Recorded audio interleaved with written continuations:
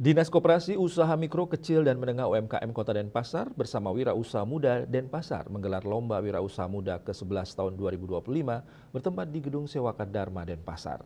Acara yang mengangkat tema WMD Jayanti Berani Mulai Cuan Menanti ini menjadi wadah para generasi muda untuk menunjukkan potensi, kreativitas dan keberanian mereka dalam berwirausaha di tengah ketidakpastian global.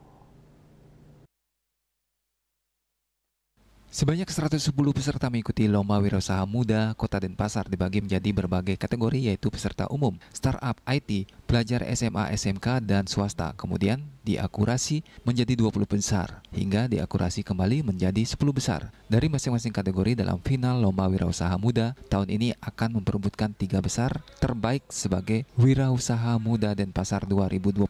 Kepala Dinas Koperasi dan UMKM Kota Denpasar, Idewo Made Agung menyampaikan apresiasi dan menekankan bahwa ajang ini bukan sekadar kompetisi, melainkan langkah nyata membangun ekosistem kewirausahaan yang kuat di Kota Denpasar. Ia menambahkan acara ini merupakan ajang kreativitas dan inovasi anak-anak muda Denpasar. Ia juga mengajak generasi muda untuk terus mengobarkan semangat berwirausaha karena berangkat dari pemahaman bahwa indikator negara maju terletak pada jumlah warganya yang menjadi wirausaha harus mencapai persentase 15%, sedangkan Denpasar belum mencapai 4%. Hal ini menjadi tantangan besar bagi pemerintah Kota Denpasar melalui Dinas Koperasi UMKM, juga bagi para wirausahaan muda. Inilah momen luar biasa bagi wirausaha muda Denpasar dan komunitas wirausaha muda Denpasar ini kan dibangun kira-kira tahun 2010 ya.